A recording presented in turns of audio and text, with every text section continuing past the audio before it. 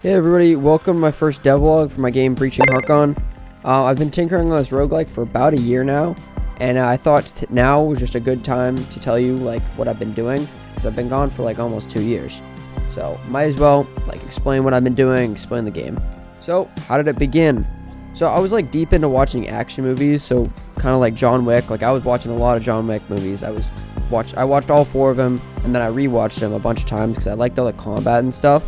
And I kept thinking, like, what if I mixed that, like, the slick tactical reloads and all the gunplay with, like, roguelikes? Because, you know, roguelikes are pretty cool, and roguelikes are always combat. A lot of them are, like, top-down, so I was like, maybe just add that. So I started making a little prototype. I started making different guns and their different reloads and their different shooting animations and stuff like that. And originally, it was literally just, I put a scene down, I made a player quickly, and I just added guns and stuff like that, and I just added shooting, and it was pretty fun. So then I kept going and I kept tinkering with the actual loop of the game. At first, I think I made it so it was more of an extraction game, so it wasn't really, you had a bunch of different levels and it would like randomly select one of those levels, and then you had to make it through there. You had to make it through 3 different areas, and then you would just extract at the end. There was like a whole helicopter and stuff too that I made, which I might actually bring back because I thought that helicopter was really cool. But yeah, so I finished that. And then I kept tinkering around with it, and I was like, nah, this doesn't really work that well for like a roguelike, and it's too annoying to create all these custom levels.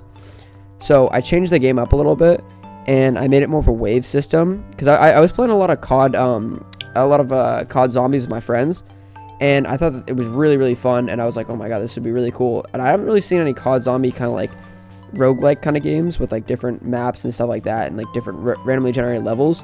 So I kept thinking to myself, oh, this would be really cool as like a roguelike game. So I decided to add that into the game, and then I changed up the whole like level system.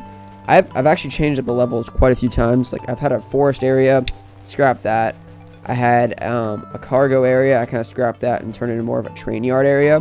But I've just been iterating a lot and trying to find like the best customization for the game. So the game kind of like focuses on more tactical reloads. So if you shoot and then you decide to reload when you still have stuff left in your magazine, it's like a quicker reload.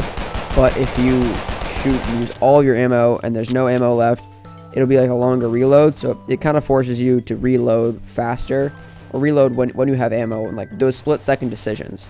Then as I kept developing the game, I was like, this is too similar to like a lot of other games and a lot of other games I've seen on itch.io and even Steam. So I decided to add an upgrade system, which is now basically the system that sets it apart from other games. So every time you hit an enemy or kill an enemy, you get money.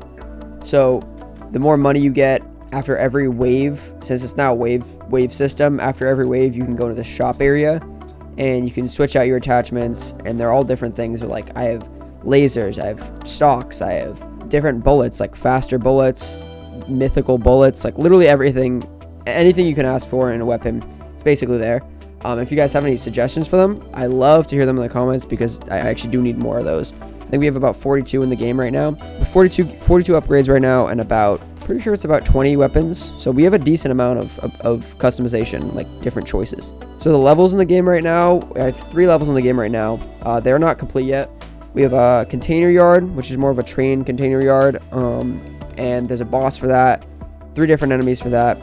There is a stockbroker area. So if you think of like the Wolf of Wall Street, like kind of like that like stocks, like you have certain computers, drawers, all that stuff. 2 different areas for that, enemies for that area. There's also a boss in that one. And we have the warehouse area, which I have not created the enemies for, but we have the map set up. We have I have all the enemies set up, but I haven't like implemented them in the game. Like I've concepted all the art for them. And then recently I've decided that I wanted to add more customization to the game. So I had like a cool like suit system for the game, because in John Wick there's just a ton of different suits that everybody wears, and there's a whole scene in John Wick where he goes into this area, into this like shop area, and there's like I think it's a concierge, and he like outfits him with all these different weapons. And then there's like, oh, he gets his own suit. They're all like bulletproof and stuff like that, which they're not bulletproof in the game because that would just make no sense. So now you can completely customize your character. Now the art style, I went with a little bit more of my signature art style. I've never really done any top-down games, but I thought that it actually came out pretty well. The characters, I think, look pretty well, and they're pretty different from a lot of other games.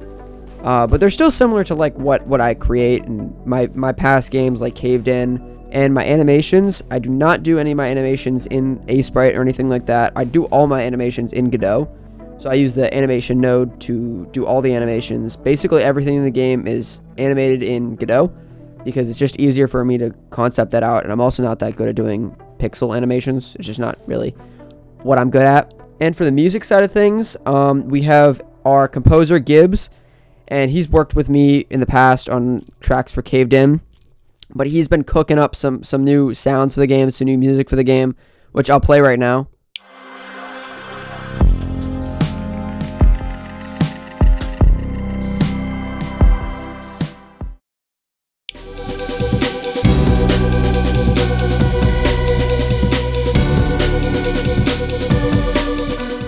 Yeah, so I really like those tracks. They're really good. I think they fit the game really well.